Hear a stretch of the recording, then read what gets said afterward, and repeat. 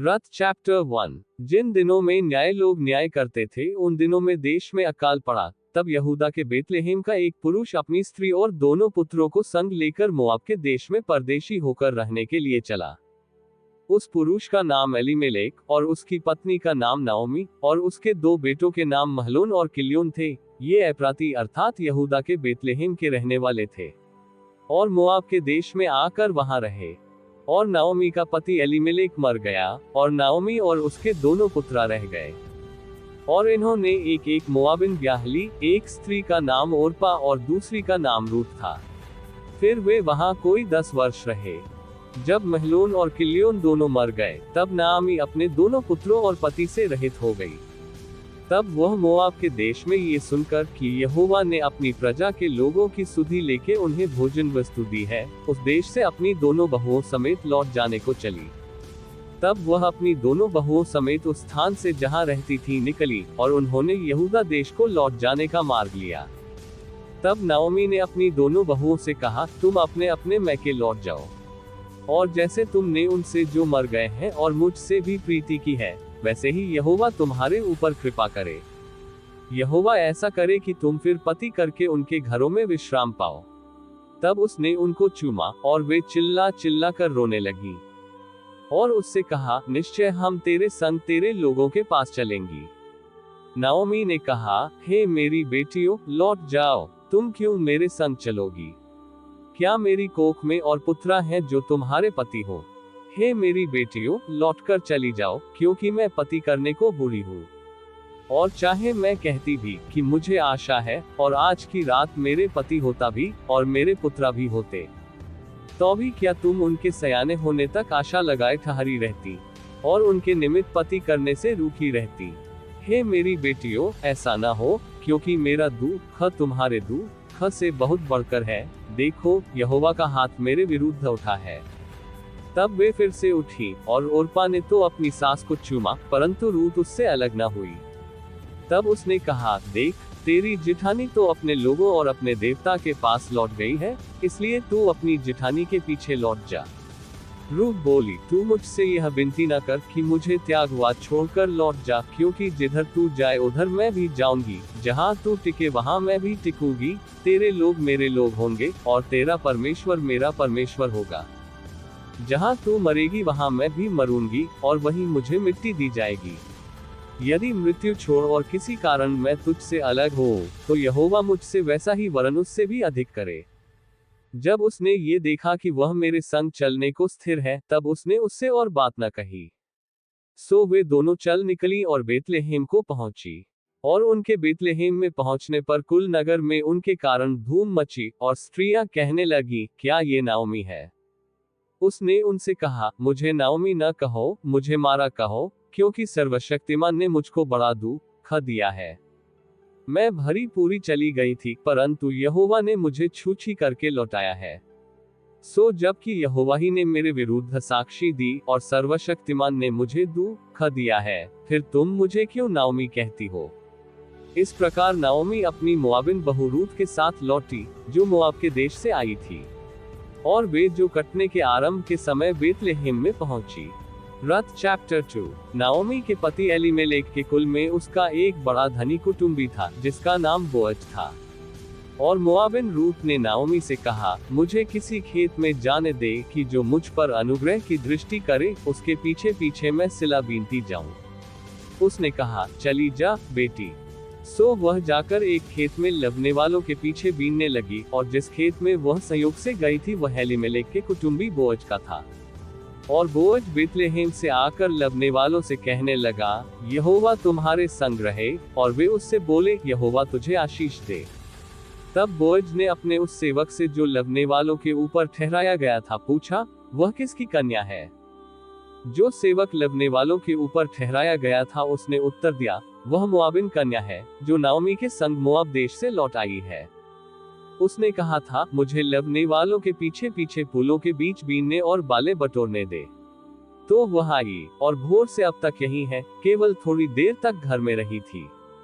तब बोअज ने रूत से कहा, हे मेरी बेटी, क्या तू सुनती है? किसी दूसरे के खेत में बीनने को न जाना, मेरी ही दासियों के संग यही रहना। जिस खेत को वे लेवती हो उसी पर तेरा ध्यान बंधा रहे और उन्हीं के पीछे पीछे चला करना। क्या मैंने जवानों को आज्ञा नहीं दी कि तुझसे न बोले? और जब जब तुझे प्यास लगे तब तब तू बर्तनों के पास जाकर जवानों का भरा हुआ पानी पीना। तब वह भूमि तक झुककर मुंह के बल गिरी और उससे कहने लगी, क्या कारण है कि तूने मुझ परदेशन पर अनुग्रह की दृष्टि करके मेरी सुधि ली है?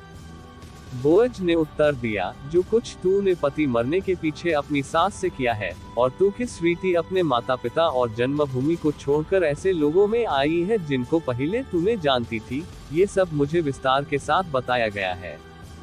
यहोवा तेरी करनी का फल दे, और इस्राएल का परमेश्वर यहोवा जिसके पंखों के तले तू शरण लेने आई है तुझे पूरा बदला दे।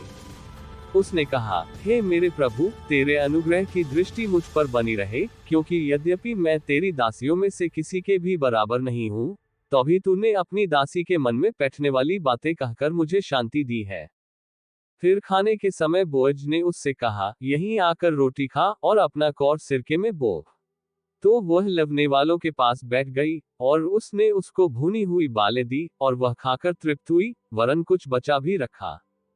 जब वह बीनने को उठी, तब बोअज ने अपने जवानों को आज्ञा दी कि उसको पुलों के बीच बीच में भी बीनने दो, और दोष मत लगाओ, वरन मुट्ठी भर जाने पर कुछ कुछ निकाल कर गिरा भी दिया करो, और उसके बीनने के लिए छोड़ दो, और उसे घुड़को मत।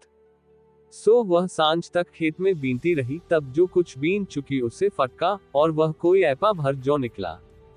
तब वह उसे उठाकर नगर में गई, और उसकी सास ने उसका बीना हुआ देखा, और जो कुछ उसने तृप्त होकर बचाया था उसको उसने निकालकर अपनी सास को दिया। उसकी सास ने उससे पूछा, आज तू कहाँ बीनती और कहाँ काम करती थी? धन्य वह हो जिसने तेरी सुधि ली है। तब उसने अपनी सास को बता दिया कि मैंने किसके पास काम किया, और कहा कि जिस पुरुष के पास मैंने आज काम किया उसका नाम बोअज है। नाओमी ने अपनी बहू से कहा, वह यहोवा की ओर से आशीष पाए, क्योंकि उसने न तो जीवित पर से और न मरे हुओं पर से अपनी करुणा हटाई। फिर नाओमी ने उससे कहा, वह पुरुष तो हमारा कुटुंबी है, वरन उनमें से है जिनको हमारी भूमि छुड़ाने का अधिकार है। फिर रूत मोआबिन बोली, उसने मुझसे ये भी कहा कि जब तक मेरे सेवक मेरी कटनी पूरी न कर चुके तब तक उन्हीं के संग संग लगी रहे। नाओमी ने अपनी बहू रूत से कहा, मेरी बेटी, यह अच्छा भी है कि तू उसी की दासियों के साथ साथ जाया करे, और वे तुझको दूसरे के खेत में न मिले। इसलिए रूत जौ और गेहूं दोनों की कटनी के अंत तक बीनने के लिए बोअज की दासियों के साथ साथ लगी रही, और अपनी सास के यहाँ रहती थी। रथ चैप्टर 3। उसकी सास नाओमी ने उससे कहा, हे मेरी बेटी, क्या मैं तेरे लिए ठाव न ढूंढूं कि तेरा भला हो? अब जिसकी दासियों के पास तू थी, क्या वह बोअज हमारा कुटुंबी नहीं है? वह तो आज रात को खलिहान में जौ फटकेगा। तू स्नान कर तेल लगा, वस्त्रा पहनकर खलिहान को जा, परंतु जब तक वह पुरुष खा पी न चुके तब तक अपने को उस पर प्रकट न करना। और जब वह लेट जाए तब तू उसके लेटने के स्थान को देख लेना, फिर भीतर जा उसके पांव उघार के लेट जाना, तब वही तुझे बताएगा कि तुझे क्या करना चाहिए। उसने उससे कहा, जो कुछ तू कहती है वह सब मैं करूंगी। उसने उससे कहा, जो कुछ तू कहती है वह सब मैं करूंगी। तब वह खलिहान को गई और अपनी सास की आज्ञा के अनुसार ही किया। जब बोअज खा पी चुका और उसका मन आनंदित हुआ, तब जाकर राशि के एक सिरे पर लेट गया। तब वह चुपचाप गई और उसके पांव उघार के लेट गई। आधी रात को वह पुरुष चौंक पड़ा और आगे की ओर झुककर क्या पाया कि मेरे पांवों के पास कोई स्त्री लेटी है।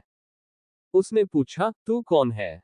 तब वह बोली, मैं तो तेरी दासी रूत हूँ, तू अपनी दासी को अपनी चर ओढ़ा दे, क्योंकि तू हमारी भूमि छुड़ाने वाला कुटुंबी है। उसने कहा, हे बेटी, यहोवा की ओर से तुझ पर आशीष हो, क्योंकि तूने अपनी पिछली प्रीति पहली से अधिक दिखाई, क्योंकि तू क्या धनी क्या कंगाल किसी जवान के पीछे नहीं लगी।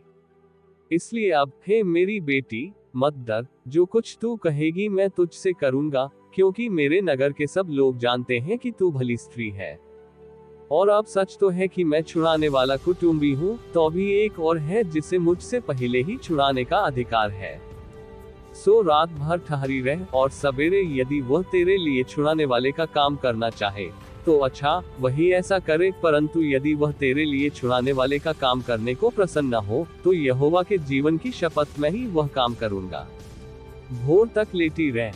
तब वह उसके पांवों के पास भोर तक लेटी रही, और उससे पहले कि कोई दूसरे को छीन सके वह उठी, और बोअज ने कहा, कोई जानने न पाए कि खलिहान में कोई स्त्री आई थी।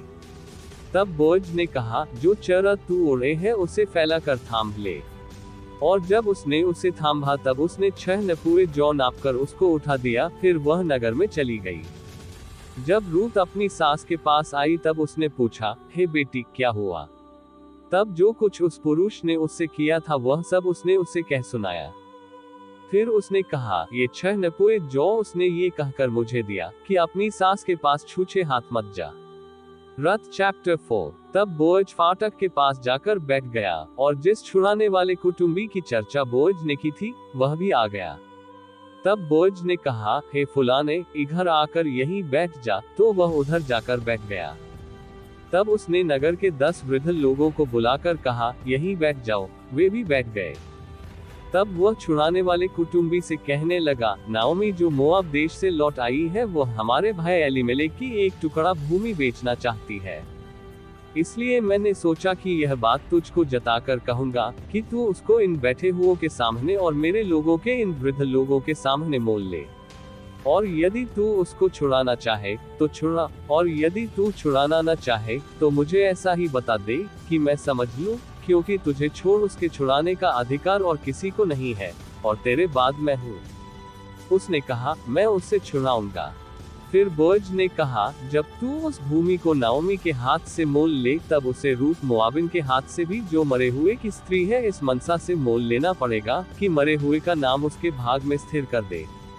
उस छुड़ाने वाले कुटुंबी ने कहा, मैं उसको छुड़ा नहीं सकता, ऐसा ना हो कि मेरा निज भाग बिगड़ जाए। इसलिए मेरा छुड़ाने का अधिकार तू ले ले, क्योंकि मुझसे वह छुड़ाया नहीं जाता। अगले समय में इस्राएल में छुड़ाने के बदलने के विषय में सब पक्का करने के लिए यह व्यवहार था कि मनुष्य अपनी जूती उतार के दूसरे को देता था। इस्राएल में गवाही इसी रीति होती थी। इसलिए उस छुड़ाने वाले कुटुंबी ने बोअज से यह कहकर कि तू उसे मोल ले, अपनी जूती उतारी। तब बोअज ने वृद्ध लोगों और सब लोगों से कहा, तुम आज इस बात के साक्षी हो कि जो कुछ एलीमेलेक का और जो कुछ किलियोन और महलोन का था वह सब मैं नाओमी के हाथ से मोल लेता हूँ। फिर महलोन की स्त्री रूत मोआबिन को भी मैं अपनी पत्नी करने के लिए इस मनसा से मोल लेता हूँ कि मरे हुए का नाम उसके निज भाग पर स्थिर करूं, कहीं ऐसा न हो कि मरे हुए का नाम उसके भाइयों में से और उसके स्थान के फाटक से मिट जाए। तुम लोग आज साक्षी ठहरे हो। तब फाटक के पास जितने लोग थे उन्होंने और वृद्ध लोगों ने कहा, हम साक्षी हैं। ये जो स्त्री तेरे घर में आती है उसको यहोवा इस्राएल के घराने की 2 उपजाने वाली राहेल और लिया के समान करे, और तू एफ्राता में वीरता करे, और बेतलेहम में तेरा बड़ा नाम हो। और जो संतान यहोवा इस जवान स्त्री के द्वारा तुझे दे उसके कारण से तेरा घराना पेरेस का सा हो जाए, जो तामार से यहूदा के द्वारा उत्पन्न हुआ। तब बोअज ने रूत को ब्याह लिया, और वह उसकी पत्नी हो गई, और जब वह उसके पास गया तब यहोवा की दया से उसको गर्भ रहा, और उसके एक बेटा उत्पन्न हुआ। तब स्त्रियों ने नाओमी से कहा, यहोवा धन्य है जिसने तुझे आज छुड़ाने वाले कुटुंबी के बिना नहीं छोड़ा, इस्राएल में इसका बड़ा नाम हो। और ये तेरे जी में जी ले आने वाला और तेरा बुढ़ापे में पालने वाला हो, क्योंकि तेरी बहू जो तुझसे प्रेम रखती और 7 बेटों से भी तेरे लिए श्रेष्ठ है, उसी का ये बेटा है। फिर नाओमी उस बच्चे को अपनी गोद में रखकर उसकी धाई का काम करने लगी। और उसकी पड़ोसिनों ने ये कहकर कि नाओमी के एक बेटा उत्पन्न हुआ है, लड़के का नाम ओबेद रखा। यिशै का पिता और दाऊद का दादा वही हुआ।